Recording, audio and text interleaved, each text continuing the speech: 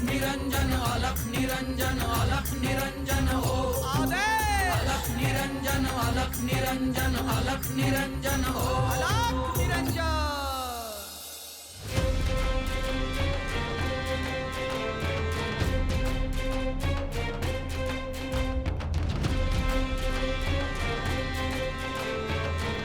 मच्छिंद्रनाथ कुठे गेले?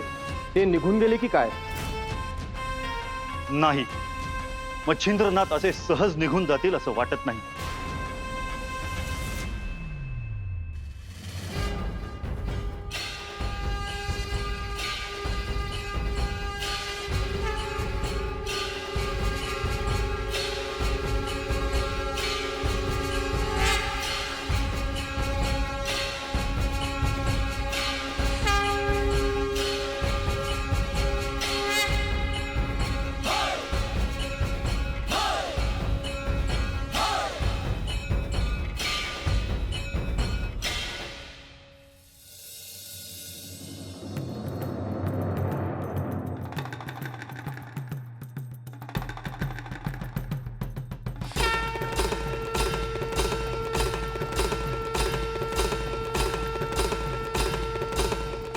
मच्छिंद्र, काहीतरी अनपेक्षित घडणार आहे.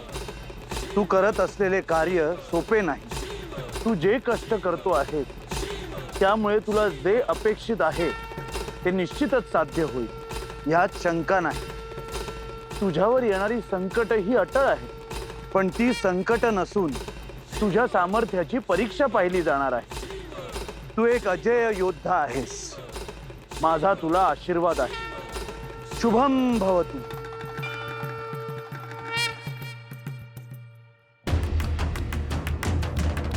आपण त्यांना जोपर्यंत आत जाऊ देत नाही तोपर्यंत ते मंदिराला प्रदक्षिणा घालतायत.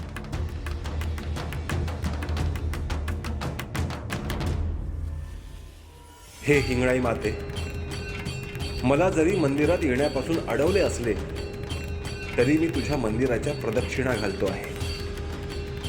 ही प्रदक्षिणा पूर्ण करूनच मी तुझ्या दर्शनाला येईन.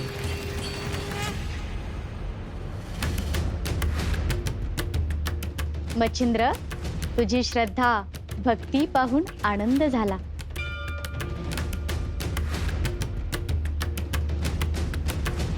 तू माझ्यासाठी करत असलेली प्रदक्षिणा माझ्यापर्यंत पोहोचली.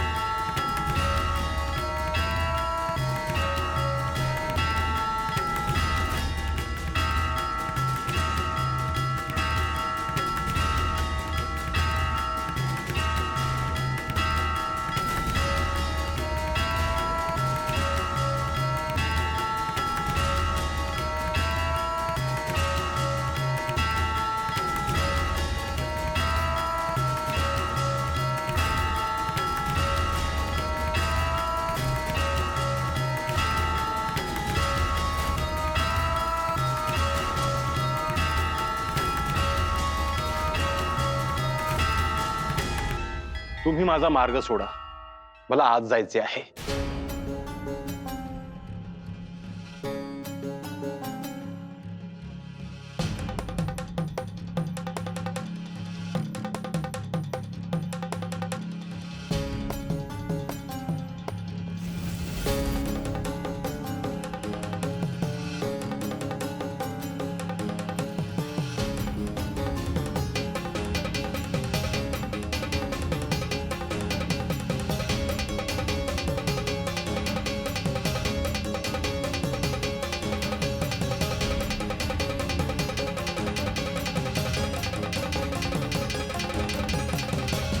श्री मच्छिंद्रनाथ, मागे वा.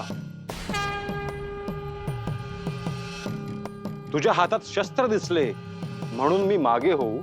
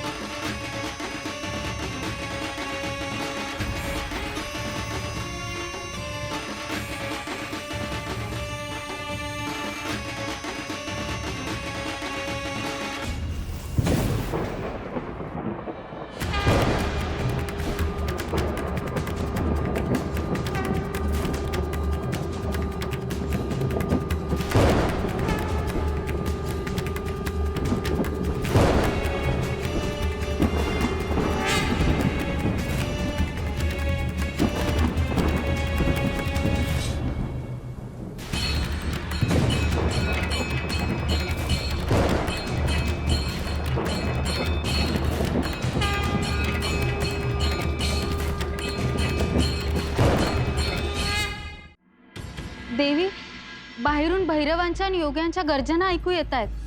हे होणारच होते. मच्छिंद्रनाथांना आत येण्यापासून रोखल्याने हे होणे स्वाभाविक आहे. हे देवी, हे योगी कोण आहेत? भैरवनाथांना तर त्यांनी सांगितलेच आहे. ते साक्षात कवी नारायणाचा अवतार आहेत. देवी, बाहेरून मोठ्याने भैरव आणि योग्यांच्या गर्जना ऐकू येत आहेत. पण आता त्यांच्यात युद्ध होणार की काय? मी आदेश दिला आहे की मच्छिंद्रनाथांना आत प्रवेश देऊ नका, आणि तसे झाल्यास ते निश्चितच शस्त्र उचलतील, आणि शस्त्र उचलले तर युद्ध हे नक्कीच होणार. परंतु देवी, आपण त्यांना आत प्रवेश करण्यासाठी अनुमती का देत नाही? ही शस्त्र म्हणजे माझ्या समोर खेळणी समान आहे.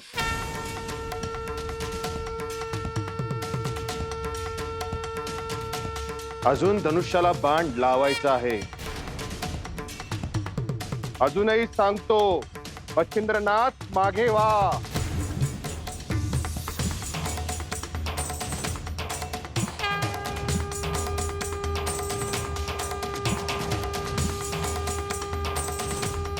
अन्यथा हा बाण सुटला तर विपरीत घडेल.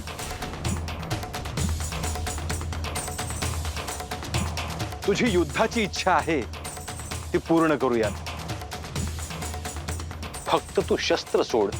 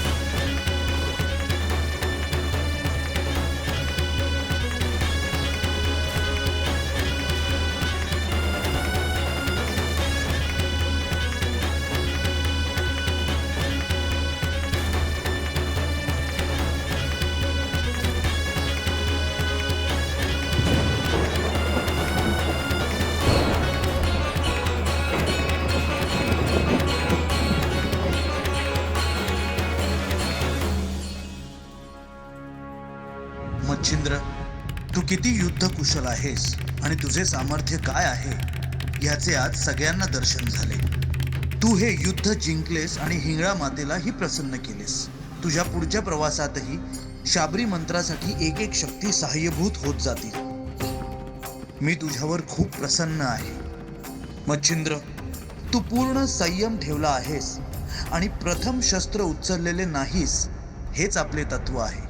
भैरवांना कल्पना नाही तुझे खरे स्वरूप काय आहे ते, पण युद्ध झाल्याशिवाय त्यांना तुझी ओळख पटणार नाही.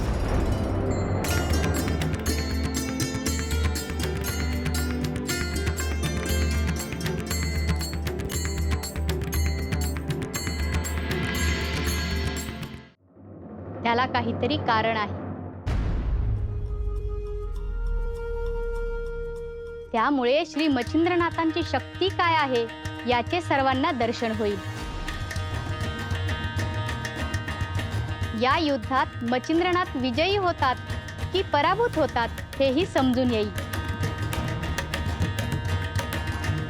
कारण भैरवनाथांना हरवणे हेही सहज सोपे निश्चितच नाही. परंतु देवी, या युद्धामुळे संपूर्ण अरण्य भयभीत होईल.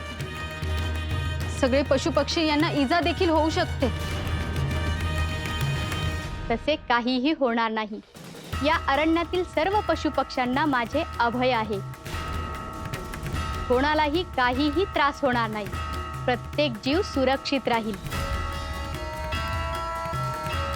तुम्ही देखील आपापले स्थान सोडू नका. युद्ध सुरू झाले तर तुम्हास भयभीत होण्याची आवश्यकता नाही, कारण मी तुमच्या सोबतच आहे.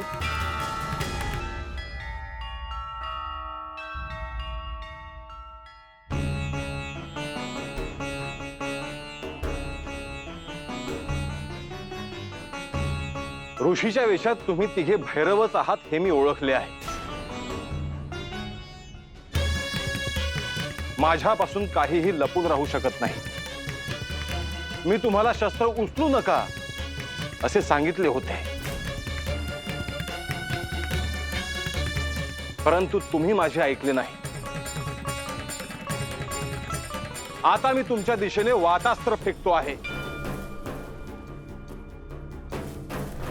त्यापासून तुमची निश्चितच सुटका नाही.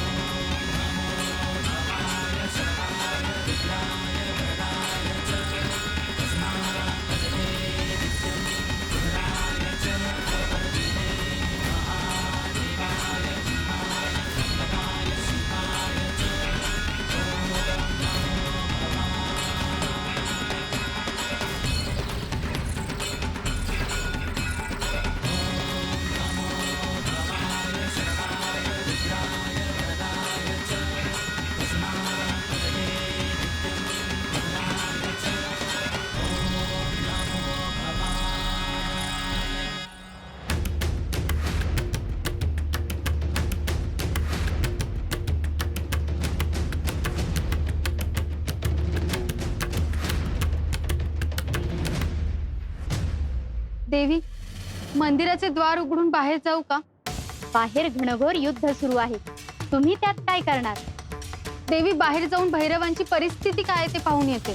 तुम्ही युद्धात कोणताही हस्तक्षेप करू नका, अन्यथा तुम्हाला कोणीही वाचवू शकणार नाही. परंतु देवी, कोणत्या क्षणी हे द्वार फुटेल असं वाटतंय. हे एवढे सोपे नाही. मच्छिंद्राची मी परीक्षा पाहत असले तरी त्याला द्वार फोडण्याची अनुमती नाही. देवी, मला आज्ञा द्या.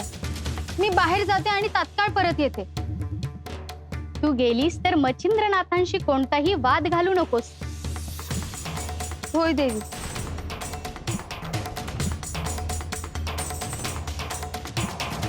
मच्छिंद्रनाथ, तू किती युद्धकुशल आहेस हे मी पाहते आहे.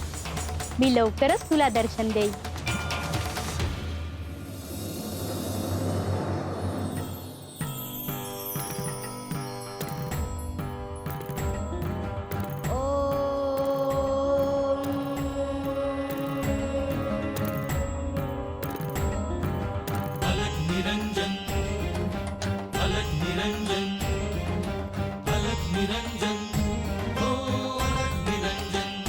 साऱ्या विश्वाचा प्रतिपालक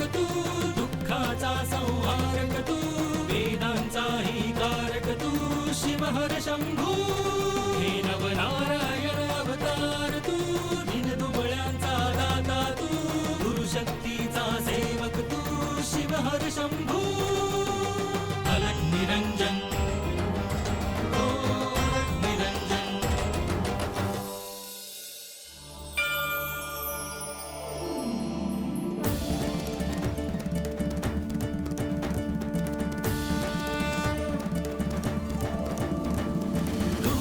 ब्रह्मा गुरुर्विष्णू गुरुर्देवो महेश्वरा गुरुर् साक्षात् परब्रह्मा तस्मै श्री